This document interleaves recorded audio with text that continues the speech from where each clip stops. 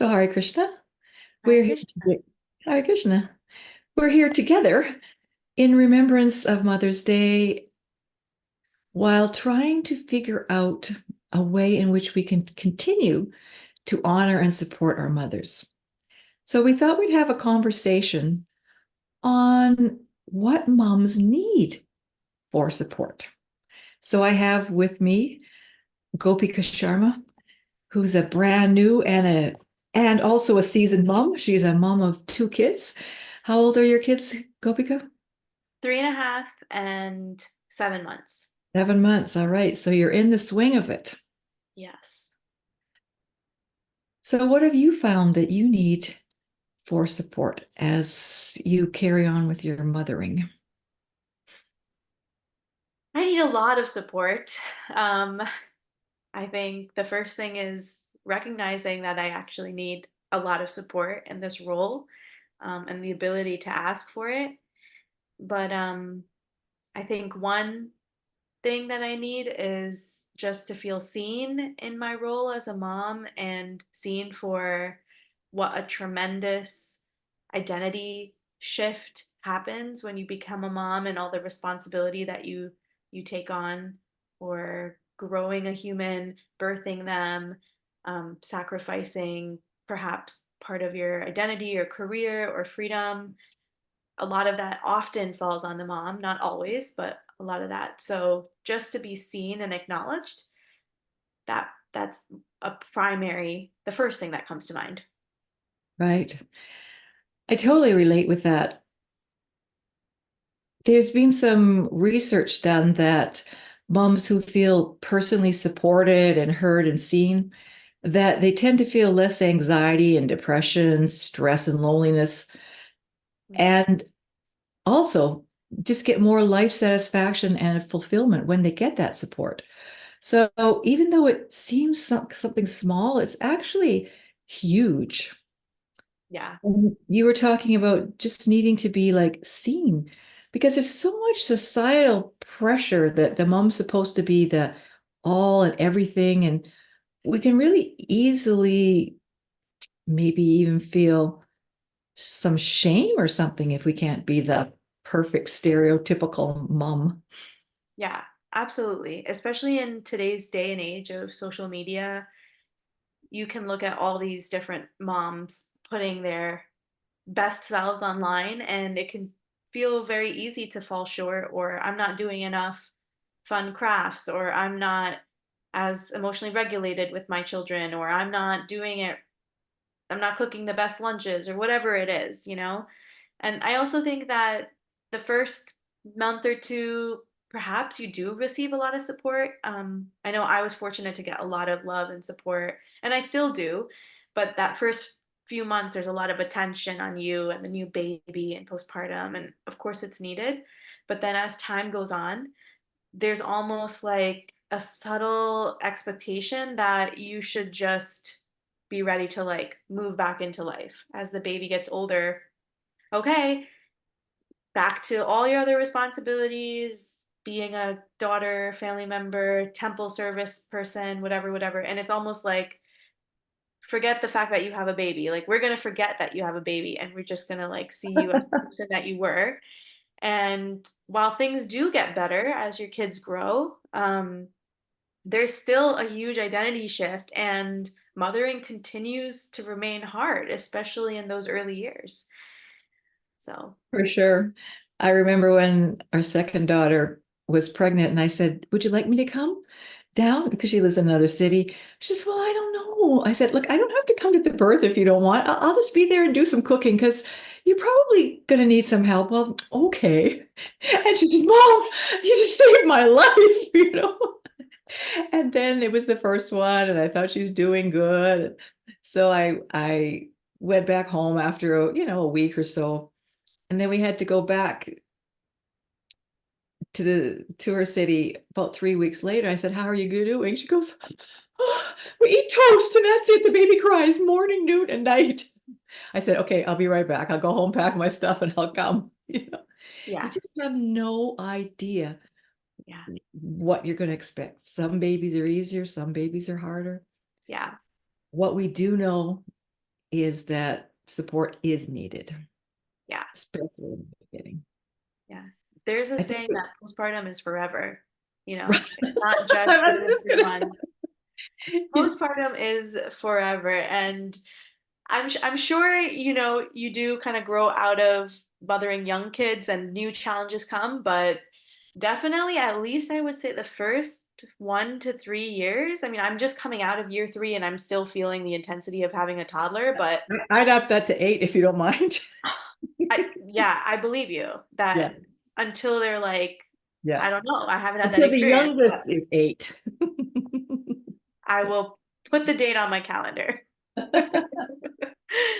But yeah, it's insane. I mean, yeah, it doesn't get easier. I mean, some things get easier and then other things get harder, and it's just like constantly evolving. And so I think support is needed constantly, not just in those early days, but you know. You know, I found it really helpful to have other mothers who were Mhm. also going through the same things, because just being able to talk it out with someone who knows what you're going through, even though your husband might be supportive and your mom's supportive, somehow or other, just two people, or your group of friends in the thick of it is really supportive. And you get that, we hear you, we get it. And, can we team up? Can I take your kids one day? Can you take mine? Anything, because we know what we need. So I found that to be really helpful. Yeah, absolutely. Yeah. I have a couple of mom friends that are in other states, but we rely on each other through text, Mm. just even sending a text message on, I just need to vent, or like my kid just flushed a sock down the toilet, or like whatever it is, like it's just somebody who just, will understand where you're at. Um, but I'm just laughing because that reminds me my toilet wasn't working. And we had to keep like plunging it, and we were waiting for the plumber, and I couldn't find my hairbrush. And oh, I asked my daughter, Mom, do you know have you seen my brush? She says, it's okay, Mom, you can use your comb. I thought, okay, it's down the toilet. oh gosh. Yeah, So the I hear event. you. Yeah. It's okay, Mom, you can use your comb. But just to have a friend that you can share that story with and laugh about it, cry about it, just I mean, I know even Mother's Day, this is in honor of Mother's Day. Mother's Day is wonderful, but it can also be stressful because as young moms, we're also often tasked to the job of celebrating our mothers and our mother-in-laws, Right. so while we're in the thick One of it. more thing for you to do. Right. And not that I don't want to celebrate my mother and mother-in-law. I love them dearly. I'm so grateful for them. I want to cherish them. However, it can stir up feelings about just being a young mom and having so much on your head. Okay. So You know what? We should put yeah, up a thing. On Mother's Day, all the dads should organize the Mom's Day for everybody. I know. In our family, we do that for the dads. We have like a Father's Day brunch, Yeah. and all the dads come and we give them a little parcel, usually of eating goodies, and you have a pancake breakfast or something. And everybody in the family, we kind of organize it for all the dads. Yeah. And I was thinking, now, let's turn that around. Would be nice. Yeah. Anybody listening? There's a hint for you. Yeah. I actually just read an article in New York Times, and they were saying how the work of connection in a family often falls on the mother, and Yeah. how it's often invisible. And so Yeah. the person was reflecting on their childhood and how the holidays was so magical, like the decorations and the gifts and the Christmas tree and this and that, and how now as this person entered parenthood and was trying to recreate that, it Right. was so challenging. And it was then she realized how much work her mother actually carried to create those magical moments.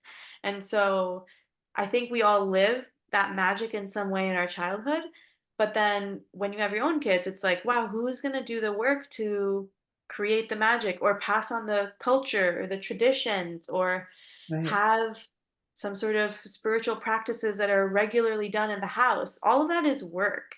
And that Right. often falls on the mother. I mean, even just birthday cards and birthday gifts and remembering to call people, to stay in touch in your family, that seems to be on a mother's shoulders as well. And so it's a lot. For sure. I mean, maybe we're good at it, but other people can learn also. Yeah. Yeah. Yeah. Again, I've found, well, I just happen to be particularly fortunate that one of my daughters lives in the community and her husband's family lives too.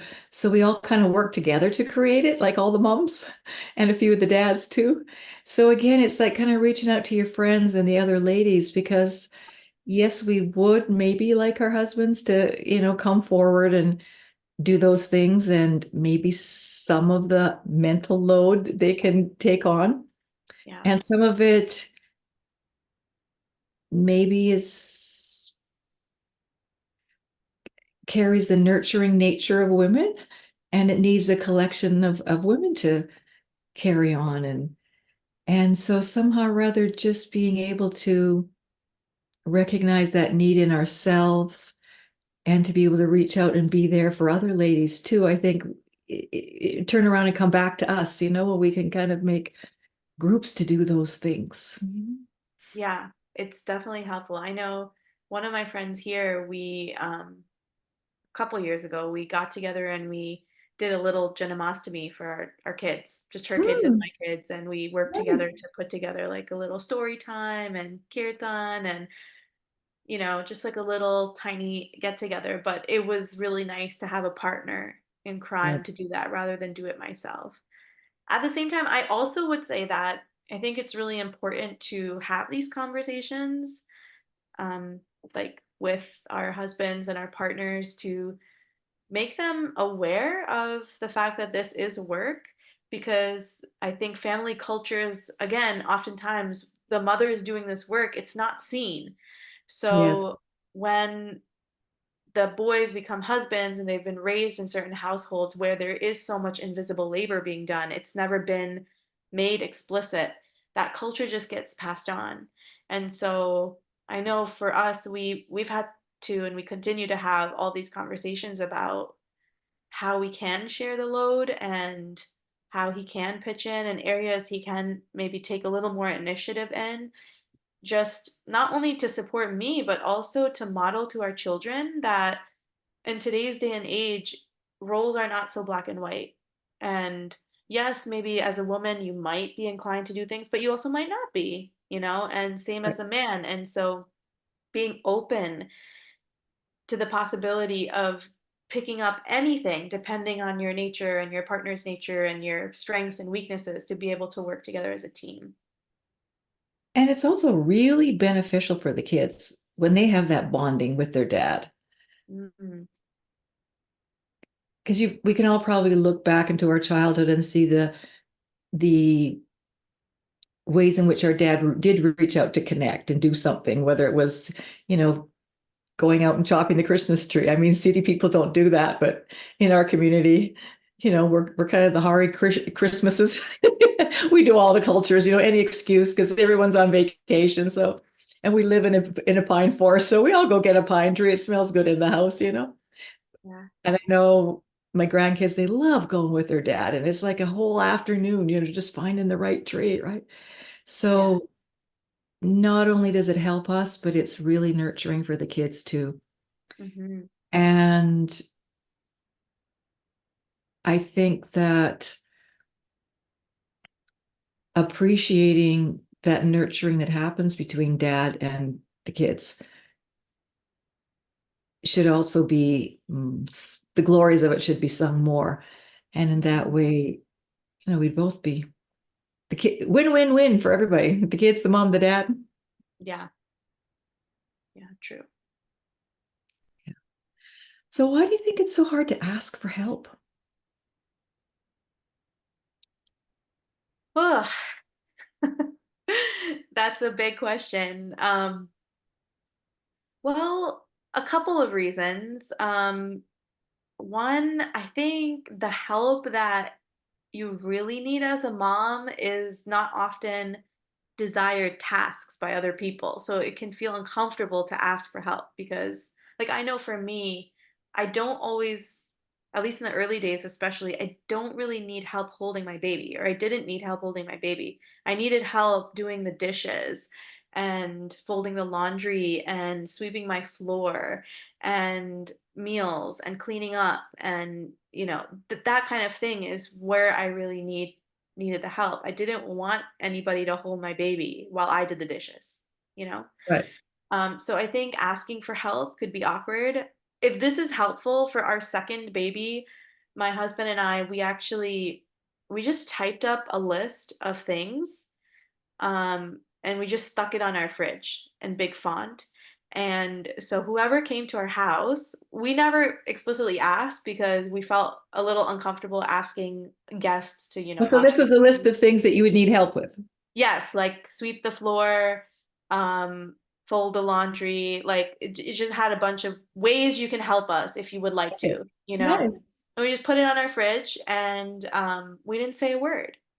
Wow. And if people felt inspired to help, which a lot of them did, and I think it was really helpful because maybe people show up and they don't really know what to do because they haven't had the experience of having a kid, maybe, or they forgot how it is. And so just having a list, maybe they're actually willing, like, okay, yeah, I can do the dishes. Not a big deal. So it just can feel uncomfortable asking people to do menial labor for you, I think, at least for me. Sure. It can feel uncomfortable. I know, though, as the grandma, when I would go with my mom, that's what I was more comfortable doing because I can't really stop the baby from crying. They need you, Yeah. and the nursing and the whatever. And so I was Yeah. happy to do all that stuff. At least I know I can do it. I couldn't really get the kid to sleep. I was feeling more useful at something I was successful at, sweeping the floor. Yeah. Yeah. Yeah. So maybe we think people don't like doing that, but sometimes it is relatively easy to Yeah. reach out and help in that way. Yeah. And I think the later on, at least for me in my experience, the later I go postpartum, it becomes hard to ask for help because of that expectation that I should just be back now. Like Right. I should be healed. I should have all my stuff together. My baby's 7 months. You're edging closer to that 1 year mark. So you should just be operating like a normal human being. Like I feel like that's how I'm seen, and like sometimes it makes me feel a little crazy because I don't feel like a normal human being so much of the time. Still super sleep deprived. My days are crazy. I'm managing crying kids, trying to feed them this, that, or the other. So I don't feel normal necessarily. But it becomes harder to ask for help when people think maybe you're fine. Like the offers for Yeah, help also diminish the further you go postpartum. So that's that's also true. hard for me. Yes. I can remember having three kids, and I think the youngest was, I don't know, maybe one or two. And so my kids are like kind of 3 years space. So 2, 5, 8. And I remember like phoning my mom up, can you come for a week? I was just like overwhelmed. She's, oh, your dad doesn't really want to come. I was like, I don't want dad anyway. I just want you. But anyway, she didn't end up coming. And I didn't want to like say, it's because I'm really overwhelmed. She thought I was just inviting them for a visit. And Yeah. so I totally relate. Yeah. It- And child rearing is so unpredictable. You have no idea if your kids are going to be sleepers, not sleepers, who's going to be sick at what time, what else is going on, what the stresses are. It's just so many balls in the air to juggle constantly. How can you be okay? It's just that that's viewed as normal. Yeah. Yeah. Yeah. But It's not normal is chaos and needs help. right. Yeah. And I know from my experience being a stay-at-home mom, the assumption is you're fine because you're not working. So you don't need any help because you're just at home and you can just handle everything. And it's like It's so wildly far from the truth that you're just able to handle everything when you're the sole person at home. It's the amount of stress you absorb every day by just feeding people, cleaning, managing emotions, dealing with chaos, being touched all the time. Like it's really significant. I just think people don't realize it, or also they forget maybe. Because I've also had that experience early on when I maybe did try to ask for help, and the response I actually got was, "Wait, why do you need so much help?" And at that point, my son was older. I think maybe he was in the toddler years, Right. early toddler years. But the response was like, "Oh, if you're not going to work, like, why do you need me to come over?" It was kind of, it was kind of like that, and it was like, well, because I could use a breather, or maybe just have some and half an hour without someone touching me, you know. Um, so I think there's that dynamic too that often makes it hard to ask for help as you go forward. It's interesting because most people, they've learned that self-help is important. And they'll take, the day at the spa, like this is a person Yeah, without kids. They'll take some time off to be alone. They'll like go for a walk.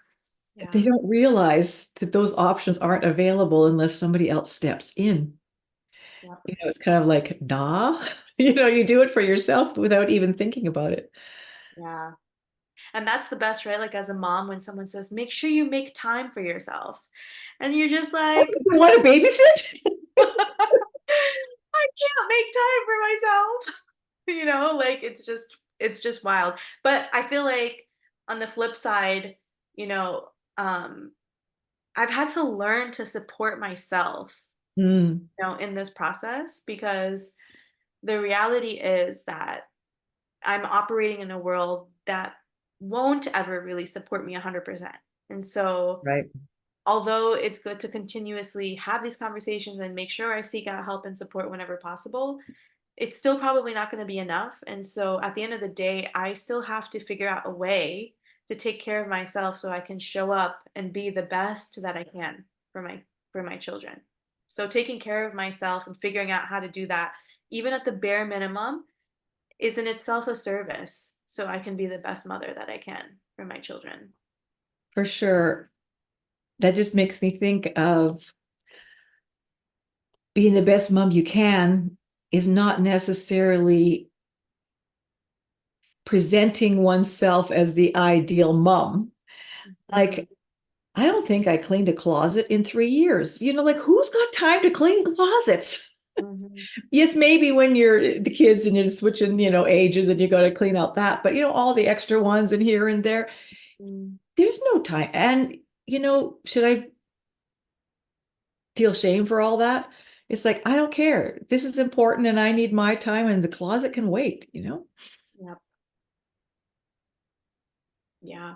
I've been actually recently, we are trying to institute a quiet time policy, even for like half an hour in our day.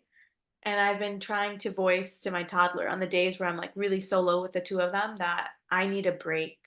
Like Ah, I'm trying to model that I need some quiet time for myself. So I'm going to go and do this. Now, what would you like to do? Would you like to play in here? Or would you like to play in your room quietly? Like almost modeling to him also, because I want him in the future to advocate for his rest, and for my daughter also when she's old enough and she inherits, if she chooses to, the role of mother, to learn how to say, like, I need a minute to myself, and that it's okay to say that and figure out a system to make that happen. I don't think that's valued enough these days because as soon as someone has a minute, they're on a hyper presentation screen. And Yeah, I don't know how you relax with all the hyperactivity of everything it's blipping. very hard. It's interesting because I was listening to some, PhD, and they were saying that if your baby is happy in the little chair by itself, don't feel like you have to stimulate it. If it's just looking around, because babies Absolutely. need quiet time, they need some time to relax when they're not being overstimulated. I Yep. think we all need that. Yes. And I don't think we realize how much we're just used to that overstimulation. And we almost feel like if there's quiet time, we need to stimulate ourselves. It's actually not healthy for our nervous system. Yeah. Yeah. And that's the other thing is like, I think when you become a mom, it can be really easy to lose touch with those things that might fill your cup. Like I know for me, because I'm always constantly doing something for someone, when I do have the quiet time, sometimes I don't even know what to do for myself. Like then I do want to pick up my phone and I just like end up scrolling because I actually don't even know what to do. Like, wow, I have 15 minutes and no one's around me and I don't, what do I do? It's like I don't even have enough time. Like I'm not even that connected to myself. So I'm still working on trying to figure out what I can do. And like one little thing that I've started for myself is in the evening when my son, we put a timer on to clean up, from Right. the day, his playroom. And he's been wanting to do it by himself.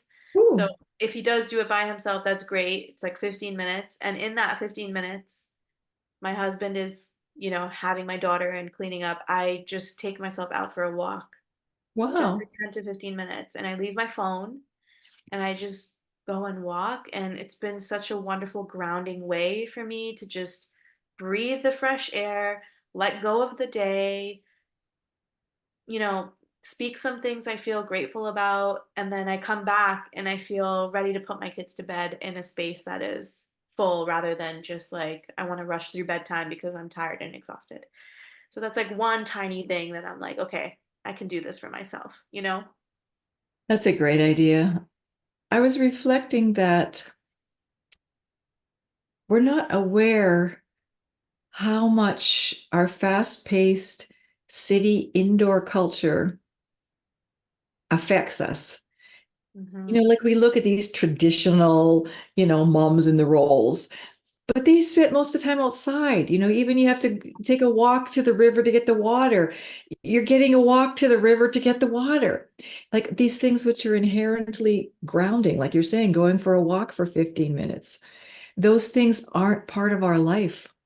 Yeah. So we tend to really be overly stressed Yes. just by the lifestyle itself. What to speak of the kids are there too. And I know I was fortunate enough to bring our kids up in a community where it was kind of row housing, and there was this big open yard in the back, and the temple was over there. So at any given time, there'd be like one or two moms out there, and you could open the door and your kid could go out and play in the grass, and you didn't have to worry about them. It was kind of like, like group parenting in a way, or it was safe, and the kid got outside and you didn't have to like, bundle them all up, walk to the park and do this, do that. It was just kind of like a natural, they could play outside. Nowadays, it's too dangerous for people to go outside and play. And Yeah. so all those things are not there. And yet we have these expectations Yeah. that aren't in line with our lifestyle. And that's the challenge, right? How to Yeah. adjust in that. And so self-care can look like time by myself. Like it's just now at 7 months, my daughter is 7 months that I can sneak some time regularly to myself and I'm starting to make some time to exercise again just now, at 7 months. Right. But otherwise, that might not be there all the time. And so figuring out how you can feel better while you're caring for your kids. So, like you said, getting out of the house, that's probably Right. like the number one thing Yeah. that makes The me feel fresh better. air. Yep. Just get out. Yeah. And I saw a friend who posted that on, her Instagram story today, that that's like her magic secret. If you ever feel overwhelmed, just leave the house. And I could not agree with that more. And even if you have kids with you, like Right. sometimes just putting my kids in the car and going for a drive because they're buckled in, no one can touch me. I can put Right. on some kirtan or music, and if Right. I'm lucky, one or two will fall asleep or something. And so it might not necessarily be ideal care time or like I'm not going to a spa day or anything, but I think in these young That's mothering your years, spa day, bundling my kids in the car seat and going for a drive. But that's what I'm saying, in these young mothering years, like, not being so self-limiting in terms of like, oh, I can't go get my nails done, or I can't go to a spa day. And if you can do those things and it makes you feel good, great. But if you can't, then figuring out how you can find that peace for yourself, even in the smallest of ways, that's the only way through, you know? Yeah.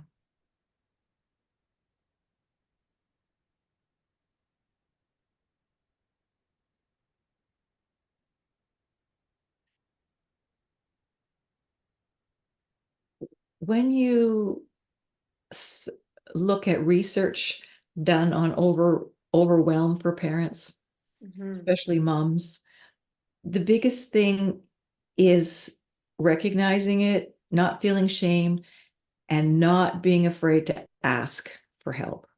Hmm. So you're saying that you had a few tricks, the sheet on the fridge or wherever it was, I forget. And I'm also hearing that when you do ask for help, sometimes you get the, why do you need it? Yeah. And that's discouraging. Yeah.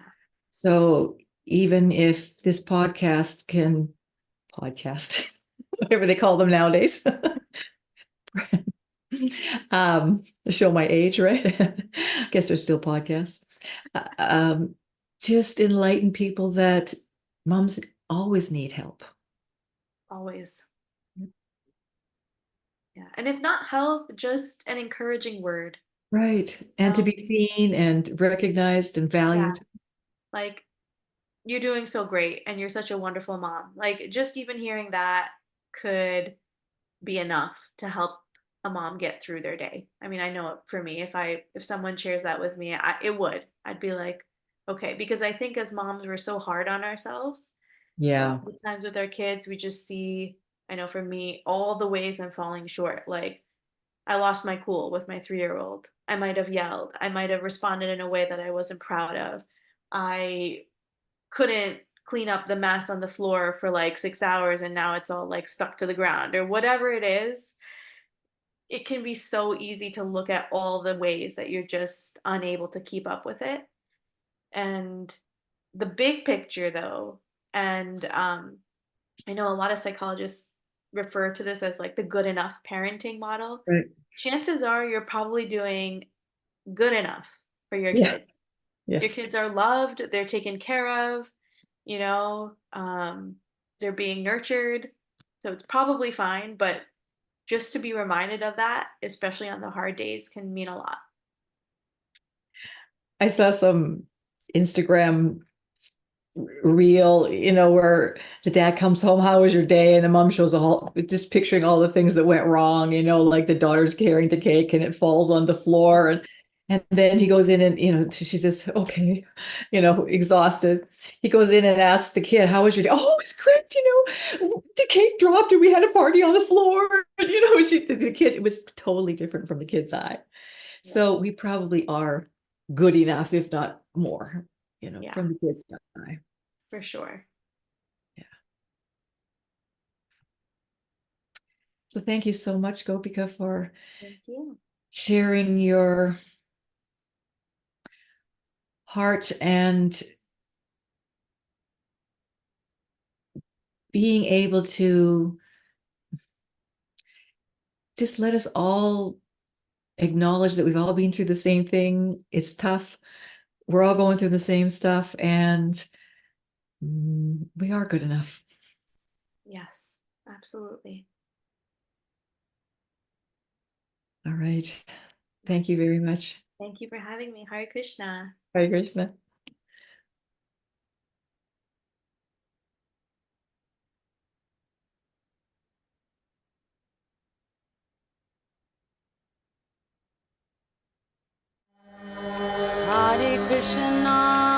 Hare Krishna, Krishna Krishna, Hare Hare, Hare Rama,